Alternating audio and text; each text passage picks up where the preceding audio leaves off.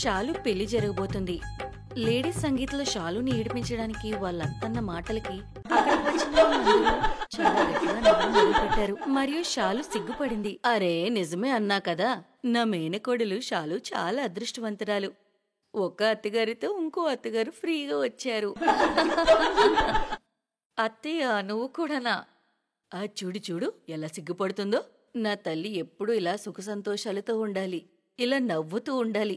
ఆహా వదినా, టెన్షన్ పడకు, అక్కడ మన షాలు చాలా సుఖంగా ఉంటుంది. సరే, ఆఖరిగా ఒక మంచి పాట పాడండి. అయితే షాలు చాలా ఆనందంగా పెళ్లి చేసుకుని వాళ్ళ అత్తగారింటికి బయలుదేరింది.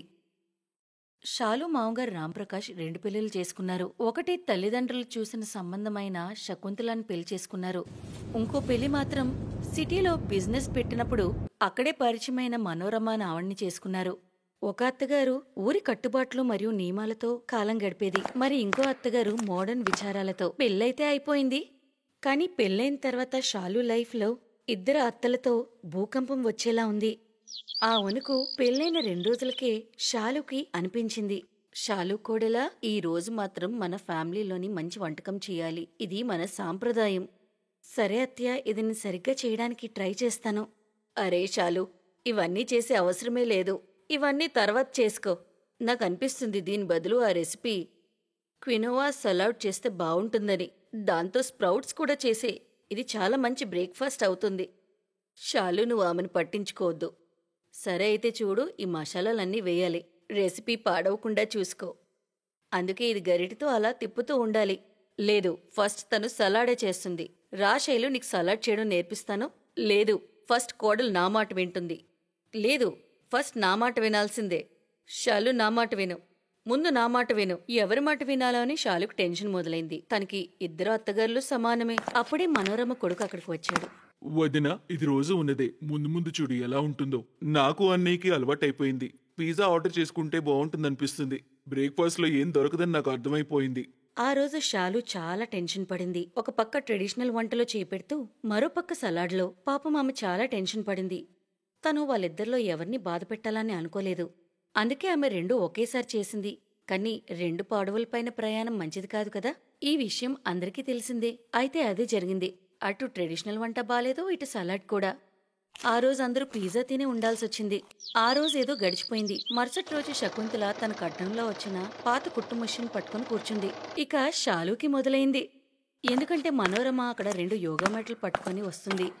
ఇటు చూడు కోడలా, ఇది నా కట్నంలో వచ్చిన కుట్టు మషీను. దీని మీద నేను బట్టలు కుట్టేదాన్ని. రా, నీకు కూడా నేను కుట్టడం నేర్పిస్తాను. సరే అత్తయ్య, కుట్టడాలవి ఏంటి? పద అలా వెళ్ళి మార్నింగ్ ఎక్సర్సైజెస్ చేసుకుందాం. ఈ కుట్టడాలవి వేస్ట్. అలాగే అత్తయ్య. చూడు మనోరమ, నువ్వు సినిమాల్లో ఉన్న మనోరమలాగా ఉండడానికి ట్రై చేయకు. నీకు తెలీదేమో నువ్వు శకుంతలతో పెట్టుకుంటున్నావని. కోడలు మొదట నా మాట వింటుంది. అయితే సినిమాల్లో చూసే మనోరమ సంగతి నీకు తెలిసిందే కదా. సినిమాల్లోనే ఎవరిని వదలలేనప్పుడు నేను కూడా బయట వదలను. షాలు నా మాట వింటుంది. పద షాలు, మనం మేడ మీదకి వెళ్ళి యోగా ప్రాక్టీస్ చేద్దాం.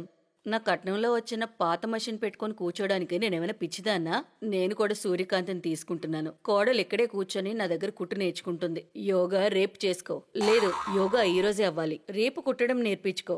ఇంకేముంది? షాలుకి మళ్ళీ టెన్షన్ మొదలైంది. ఒకసారి శకుంతల వైపు చూస్తే మరొకసారి మనోరమ వైపు చూస్తుంది. షాలు మెడ అటు ఇటు తిప్పుతూనే ఉంది. తను టెన్షన్ పడుతుంది. చాలా అంటే చాలా టెన్షన్ పడుతుంది. ఇద్దరితో ఏం చెయ్యాలి అని. శకుంతల మరియు మనోరమ ఇద్దరు గొడవ పడుతూనే ఉన్నారు. షాలు రూంలోకి వచ్చి కూర్చుంది. ఏమైంది? ఇద్దరి వాదన మొదలైందా? అమ్మా చిన్నమ్మ ఎప్పుడు ఇలానే చేస్తారు. ఒకరు తూర్పైతే మరొకరు పడమర. మనమే మధ్యలో ఎప్పుడు ఇరుక్కుపోతాము. నువ్వు కూడా ఇవన్నీ భరిస్తున్నావు అనిపిస్తుంది. నిజంగానే చాలా టెన్షన్ గా ఉంది. ఎవరిది వినాలి, ఎవరిది వినకూడదు? ఏం చెయ్యాలి రాజీవ్? అసలేం చెయ్యాలి రాజీవ్? నాకేం అర్థం కావట్లేదు. అంతా సమయానికే వదిలే. అన్నీ సమయంతో సర్దుకుంటాయి. కాని రోజువారీ ఈ చికాకులన్నీ షాలు ఎదుర్కోవాల్సి వస్తుంది. షాలు 2 అత్తగారులకి చాలా మర్యాద ఇస్తుండేది. అందుకే 2 మాట వింటుండేది. కాని తర్వాత చాలా సతమతమయ్యేది. ఎవరికిష్టమైన వంటలు తయారవుతాయి, ఎవరికిష్టమైనవి అవ్వవు. ఎవరి మాట ముందు వినాలి, ఎవరి మాట తర్వాత? ఇదే గందరగోళంలో రోజులు గడిచేవి. 2 అత్తగారిలో ఎవరూ తగ్గడానికి ఒప్పుకునేవారు కాదు. 2 అత్తగారులు కూడా తన మాటే నెగ్గాలని అనుకునేవారు. ఒకరోజు షాలు ఇలా బాధపడుతుండగా, షాలు కోడలా, సాయంత్రం మన చుట్టాలందరూ వచ్చేసరికి ఈ చీర కట్టుకో. నీకిది చాలా బాగుంటుంది. అరే, ఏంటి ఇలాంటి చీర చూపిస్తున్నావు? వద్దు శాలు, నువ్వు ఈ డ్రెస్ వేసుకో. ఈ డ్రెస్లో నువ్వు చాలా అందంగా ఉంటావు. ఈ కాలపు ఫ్యాషనబుల్ డ్రెస్ ఇది. చీర అంటావా, చాలా పాత మోడల్ అది. ఈ రోజుల్లో ఇలాంటివి ఎవరు వాడట్లేదు. అవునా? అయితే నువ్వు ఈ కాలపు మంచివైపోయావా? డ్రెస్ ఇస్తున్నావు. సాయంత్రం అందరూ వచ్చేసరికి ఈ చీరే కట్టుకో. ఇప్పుడు కాలం మారిపోయింది శాలు. అందరూ లేటెస్ట్ ఫ్యాషన్ బట్టలే వేసుకుంటున్నారు. ఈ డ్రెస్ కోడలికి చాలా బాగుంటుంది. అందుకే నువ్వు చీర తీసుకెళ్లి లోపల పెట్టుకో. ఇదిగో శాలు, ఈ డ్రెస్ తీసుకో. చూడు, శాలు నీ మాట వినదు. నేనిచ్చిన చీరే కట్టుకుంటుంది. శాలు చాలా మౌనంగా ఉండిపోయింది. ఒక చేతిలో చీర, మరొక చేతిలో డ్రెస్ పట్టుకుని రూంలోకి వచ్చింది. ఇప్పుడేం చేయను? చీర కట్టుకోకపోతే పెద్దత్తే బాధపడతారు, డ్రెస్ వేసుకోపోతే చిన్నత్తే బాధపడతారు. నేనేం చేయాలో అస్సలు అర్థం కావట్లేదు. రెండెందుకు వేసుకోకూడదు? ఒక కొత్త ఫ్యాషన్ మొదలవుతుంది. నేనిక టెన్షన్లో ఉంటే నువ్వు జోక్ చేస్తున్నావా? చాలేక నువ్వైతే ఏం సహాయం చేయవు గాని నేనే ఏదో ఒకటి ఆలోచిస్తాను. శాలు డ్రెస్ వేసుకుని ఆ పైన చీర కట్టుకుని బయటకు వచ్చింది. తన అవతారం చూసి శకుంతల మరియు మనోరమ అలా చూస్తూ ఉండిపోయారు. ఇదేంటి కోడలా, నువ్వేంటి ఇలా రెడీ అయ్యి వచ్చావు? అవును శాలు, ఏంటి డ్రెస్ పైన చీర కట్టుకొని వచ్చావు? లేకపోతే ఏం చేయను, వేరే దారి లేదు. ఇటు మిమ్మల్ని బాధ పెట్టలేక, అటు అత్తయ్యను బాధ పెట్టలేక. నాకు మీరిద్దరూ సమానమే. మీ ఇద్దరిని బాధ పెట్టడం ఇష్టం లేక ఇద్దరిచ్చిన బట్టలు అందుకే ఇలా వేసుకున్నాను. అసలేం చేయాలో నాకేం అర్థం కాక ఇలా చేశాను. శాలు కళ్ళల్లో నీళ్లు తిరిగి ఆమె ఏడవడం మొదలు పెడుతుంది. శకుంతల మరియు మనోరమ వాళ్ళు చేసిన తప్పులకు చాలా పశ్చాత్తాపడతారు. వారిద్దరూ నిజంగానే శాలుని చాలా ఇబ్బంది పెట్టారు. నన్ను క్షమించు శాలు, నేను చాలా పెద్ద తప్పు చేశాను. నిన్ను నేను అర్థం చేసుకోలేకపోయాను. నన్ను కూడా క్షమించు శాలు, నేను కూడా చేసిన దానికి నన్ను క్షమించమని అడుగుతున్నాను. అరే లేదు, మీ ఇద్దరూ క్షమాపణ కోరకండి. మీరిద్దరూ నాకన్నా వయసులో చాలా పెద్దవాళ్ళు. నాకు మీ ఇద్దరు ప్రేమ కావాలి, ఒకేసారి కావాలి. 2 విధాలుగా మీరు చూపించిన ప్రేమ వద్దు. ఇంక బాధపడుకు కోడలా, నువ్వెలా అనుకుంటే అలాగే అవుతుంది. ఒక పంచే, ఈ రోజు ఫంక్షన్లో మనోరమ ఇచ్చిన డ్రెస్సే వేసుకో. లేదు అక్క, మీరు వయసులో పెద్దవారు, మీరిచ్చిన చీరే కట్టుకుంటుంది. శాలు, ఆ డ్రెస్ రేపు వేసుకో.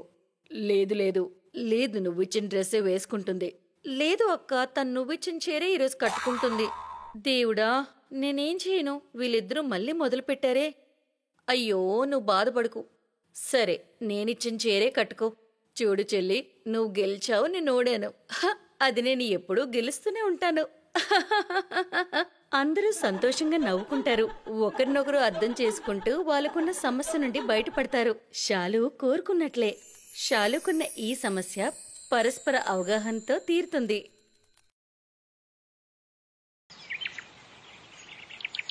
మనీష్ ఒక ఆటో రిక్షా నడిపేవాడు. అతనికి 15 సంవత్సరాల వయసు ఉన్నప్పుడు అతని తండ్రి మరణించాడు. అప్పటి నుండి మనీష్ ఇంటి బాధ్యతలు చూసుకునేందుకు కాలేజ్ మానేసి తన తండ్రి ఆటో నడపడం మొదలుపెట్టాడు. మనీష్ వాళ్ళక్క సురేఖ పెళ్లి కోసం తండ్రి చేసిన అప్పు తీర్చేందుకు మనీష్ అతని ఇంటిని అమ్మేసి అతని తల్లితో ఒక కిరాయింట్లో ఉంటున్నాడు. మనీష్ వాళ్ళక్క తన అత్తారింట్లో సంతోషంగా ఉంటుంది. దాంతో మనీష్ ఆనందంగా ఉంటాడు. అమ్మా, నా ఫోన్కి సురేఖ అక్క కాల్ చేసింది. ఇదిగో మాట్లాడు, ఆ తర్వాత నేను పనికి బయలుదేరుతాను. హలో సురేఖ అక్క, ఇదిగో అమ్మతో మాట్లాడు. తల్లి, జాగ్రత్తగా ఉండమ్మా, బాగా తినాలి. దాంతో పుట్టబోయే బిడ్డ ఆరోగ్యంగా ఉంటుంది. ఇక ఇప్పుడు నేను త్వరలోనే అమ్మమ్మని, మనీషు మావయ్య కావాలని కోరుకుంటున్నాను. ఇంకా కోడలొస్తే చాలు, నేను ప్రశాంతంగా తీర్థయాత్రలకి వెళ్ళిపోతాను. లేదు, నా మనవళ్లతో అడుకున్నాకనే వెళ్తాలే.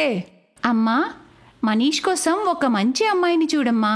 అమ్మా, నాకు లేట్ అవుతుంది, మీరు తర్వాత మాట్లాడుకోండి. సరే సురేఖ, మనీష్కి లేట్ అవుతుందట, తర్వాత మాట్లాడతా. మనీష్ ఆటోను తీసుకుని బయలుదేరతాడు. అప్పటికే అతనికి చాలా లేట్ అవుతుంది. అదీ కాక దారిలో చాలా ట్రాఫిక్ ఉంటుంది. అతను కస్టమర్స్ కోసం వెయిట్ చేస్తూ ఉండగా అప్పుడే అతని తోటి ఆటో డ్రైవర్ ఎవరో అమ్మాయితో గొడవ పడుతూ ఉంటాడు. చూడండి మేడం, అలా అవ్వదు. మిమ్మల్ని ఇక్కడ వరకు దింపినందుకు డబ్బులు ఇవ్వాలి. నా డబ్బులు నాకు ఇవ్వండి చాలు. అరే అన్నా, నేను చెప్పాను కదా, నా పర్స్ ఎక్కడో దారిలో పడిపోయింది. నా డబ్బులు, మొబైల్ ఫోన్ అన్నీ దానిలోనే ఉన్నాయి. నేను చెప్తున్నా కదా, నాకు మీ నెంబర్ ఇవ్వండి. నేను మీ నెంబర్కి డబ్బులు పంపించేస్తాను. నాకు లేట్ అవుతుందన్నా, నేను ఆ హోటల్లోని ఫంక్షన్కి వెళ్ళాలి. ఏమైంది నిరంజన్? అరే చూడ్రా, పొద్దున్నే మొదటి బేరం దొరికింది, కానీ డబ్బులు ఇవ్వట్లేదు. ఈ మేడం పర్స్ ఎక్కడో పడిపోయిందట. నాకు డబ్బులు తర్వాత ఇస్తానంటుంది. అరే అలా ఎలా అవుతుందిరా? ఏం పర్లేదు నిరంజన్, అప్పుడప్పుడు వేరే వాళ్ళ ఇబ్బందుల్ని కూడా అర్థం చేసుకోవాలి. ఒక పని చేయి, నీకు ఎంత ఇవ్వాలో చెప్పు, నేను ఇచ్చేస్తాను. ఈ మేడం నాకు తర్వాత ఇస్తారులే. మనీష్ నిరంజన్కి 200 రూపాయలు ఆటో డబ్బులు ఇస్తాడు. Thank you so much. నా పేరు అర్చన. నాకు మీ నెంబర్ ఇవ్వండి, నేను మీకు ఆన్లైన్ పేమెంట్ చేస్తాను. నాకు లేట్ అవ్వకపోయి ఉంటే నేను మీకు ఇప్పుడే డబ్బులు ఇచ్చేసేదాన్ని. ఏం పర్వాలేదు మేడం, ఇదిగోండి నా నంబర్. అర్చన అనే ఆ అమ్మాయి మనీష్ మొబైల్ నంబర్ తీసుకుంటుంది. ఆ మరుసటి రోజు మనీష్కి ఆన్లైన్ ట్రాన్స్ఫర్ చేసేస్తుంది. నేను మీ డబ్బులు మీ అకౌంట్కి వేసేసాను, చెక్ చేసుకోండి. అండ్ నిన్నటి దానికి మీకు చాలా థ్యాంక్స్. నేనెవరో కూడా తెలియకుండా మీరు నాకు చాలా హెల్ప్ చేశారు. అర్చన మనీష్లు మాట్లాడుకుంటూ ఉంటారు. అర్చనకి మనీష్తో మాట్లాడడం చాలా నచ్చుతుంది. ఆ తర్వాత కొన్నిసార్లు అర్చన మనీష్ని మార్కెట్లో కలుస్తూ ఉంటుంది. మెల్లమెల్లగా వాళ్ళిద్దరూ ఫ్రెండ్స్ అవుతారు. అర్చన ఒక పెద్దింటి అమ్మాయిని మనీష్కి అర్థమవుతుంది. అర్చన, నువ్వు చాలా ధనవంతులింటి అమ్మాయివి. నీకు నాకు భూమికి ఆకాశానికి ఉన్నంత తేడా ఉంది. నేను ఒక ఆటో నడుపుకునే చాలా పేదవాణ్ణి. ఇలా మన మధ్య స్నేహం కరెక్ట్ కాదు. ప్లీజ్ నువ్వు ఇక నన్ను కలవకు. నేను ఈరోజు నీకు నా ప్రేమ గురించి చెప్పడానికి వచ్చాను, కానీ నువ్వేమో విడిపోవడం గురించి చెప్తున్నావు. నువ్వంటే నాకు చాలా ఇష్టం మనీష్. నేను నా ఫ్యూచర్ లైఫ్ అంతా నీతో కలిసి బ్రతకాలనుకుంటున్నాను. నువ్వు ఇలా నన్ను అలా అంటూ అర్చన ఏడుస్తూ ఉంది. అప్పుడు మనీష్ తనని హత్తుకుంటాడు. అర్చన తన తల్లిదండ్రులతో ఈ విషయం చెప్పి బలవంతంగా పెళ్లికి ఒప్పిస్తుంది. ఇటు మనీష్ కూడా తన తల్లి మరియు అక్కతో మాట్లాడతాడు. ఆ తర్వాత ఒక మంచి ముహూర్తానికి వాళ్ళిద్దరికీ పెళ్లి జరుగుతుంది. అర్చనది చాలా మంచి స్వభావం. తన అత్తవారింటి వాళ్ళు చాలా పేదవారు అనే విషయంపై తనకి ఎలాంటి ఇబ్బంది ఉండదు. తను ఎప్పుడూ ఆ విషయంపై ఫిర్యాదే చేయలేదు. అర్చన, నువ్వు నన్ను పెళ్లి చేసుకుని ఆనందంగానే ఉన్నావా? నేను నిన్ను మనస్ఫూర్తిగా ప్రేమించాను. నేను నీతో చాలా ఆనందంగా ఉన్నాను. అత్తగారు, సురేఖ వదిన అందరూ నన్ను ఎంతో బాగా చూసుకుంటున్నారు. నేను మా ఇల్లు వదిలొచ్చినట్లు నాకు అనిపించట్లేదు మనీష్. అప్పుడే అర్చన అత్తగారు అక్కడికి వస్తుంది. చల్లగా ఉండు కోడలా, నీలాంటి కోడలు దొరికినందుకు మేము చాలా అదృష్టవంతులం. అర్చన వదిన, ఇది చూడండి, నేను మీకోసం కొత్త శారీ తెచ్చాను. మీరు ఈరోజు సాయంత్రం పూజకి ఇదే వేసుకోండి. సురేఖ వదిన, ఈ చీర చాలా బాగుంది, ఇదే వేసుకుంటాను. కానీ ఒక్క షరతు, ఈరోజు మీరే నన్ను తయారు చేయాలి, ప్రామిస్. అర్చన మాటలకి సురేఖ కళ్ళల్లో నీళ్లు తిరుగుతాయి. తను ఇంత ప్రేమగా ఉండి గౌరవించే వదిన వస్తుందని సురేఖ ఎన్నడూ అనుకోలేదు. నిజంగానే అర్చన అందరి మనసుల్లో ఒక మంచి స్థానాన్ని సంపాదిస్తుంది. ఇప్పుడు అర్చన లేకుండా ఎవ్వరూ ఉండలేరు. సురేఖకి మగపిల్లాడు పుడతాడు. ఇటు అర్చన కూడా గర్భవతి అవుతుంది. అర్చన అమ్మ కాబోతుందని తన తల్లిదండ్రులకు తెలియగానే వాళ్ళు తనని కలవడానికి వస్తారు. కానీ అర్చన అత్తారింటిని చూసి వాళ్ల మొహం మాడిపోతుంది. అర్చన, నువ్వు మీ అమ్మా నాన్నలతో కూర్చో అమ్మా, నేను వెళ్ళి టిఫిన్ తీసుకొస్తాను. ఏంటి అర్చన, నువ్వు ఇలాంటి పరిస్థితుల్లో కూడా ఇంట్లో పనంతా చేస్తావా? ఏం మాట్లాడుతున్నావు లలిత నువ్వు? అసలు మన కూతురు ఎలాంటి ఇంటికి వచ్చిందో నీకు అర్థమవుతుందా? ఇక్కడ 2 పూటలు తినడానికి కూడా ఆలోచించాల్సి వస్తుంది. వీళ్ళు ఒక్క పూట వండుకునే కూరలే 2వ పూట కూడా తింటారు. మనీష్ మరియు అత్తగారు నన్ను చాలాసార్లు ఇంట్లో ఎవరినైనా పనిమిషన్ పెట్టుకోమన్నారు. కానీ నేను రోజంతా ఇంట్లోనే ఉంటాను కాబట్టి నాకు కూడా ఏమీ తోచదు. అయినా కానీ నేను ఏ పని చెయ్యను నాన్న, అంతా మా అత్తగారే చేసుకుంటారు. నన్ను అస్సలు చేయనివ్వరు. టీ తీసుకోండి. అర్చన, నీకు ఈ సమోసాలు ఇష్టం కదా, తీసుకో. మీ అమ్మా నాన్నలకు కూడా ఇవ్వు. లేదు లేదు, నేను ఆయిలీ ఫుడ్ తక్కువ తింటాను. అర్చన, నువ్వు కూడా ఇవేవి తినకు. నువ్వు ఈ టైంలో జ్యూస్, ఫ్రూట్స్ అవన్నీ తీసుకోవాలి. వదిన గారు, మీకు అన్నీ తెలుసు కదా, ఈ సమోసాలు అవి అస్సలు తినకూడదు కదా. మమ్మీ, నువ్వేమీ టెన్షన్ పడకు.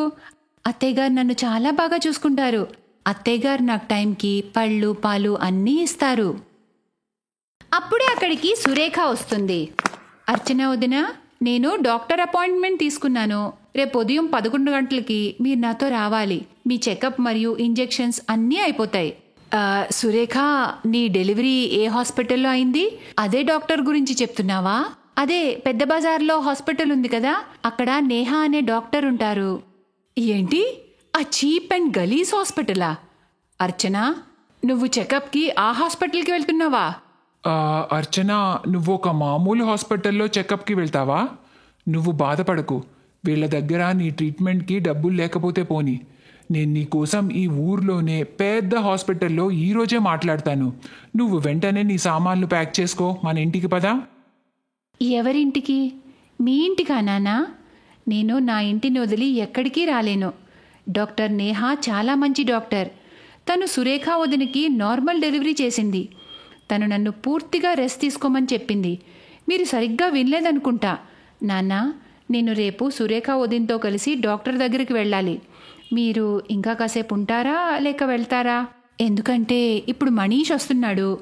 అదే, ఊర్లో ఒక కొత్త రెస్టారెంట్ ఓపెన్ అయింది కదా, అక్కడ నా ఫేవరెట్ ఐస్ క్రీమ్ దొరుకుతుంది. అందుకే మేమందరం అక్కడికి వెళ్తున్నాం. అర్చనకి అలాంటి ప్లాన్ ఏమీ లేదని అత్తగారికి మరియు సురేఖకి తెలుసు. కానీ అర్చన తన తల్లిదండ్రులకి బుద్ధి చెప్పాలనుకుంటుంది. తన అత్తగారి వాళ్ళని ఇంకా ఇన్సల్ట్ చేయకపోవడమే వారికి మంచిది. అర్చన యొక్క తల్లిదండ్రులు మౌనంగా ఉంటారు. కాసేపటికి అక్కడి నుండి వెళ్ళిపోతారు. ఆ తర్వాత అర్చన తన అత్తగారిని సురేఖని ప్రేమగా హత్తుకుంటుంది. Best buddies.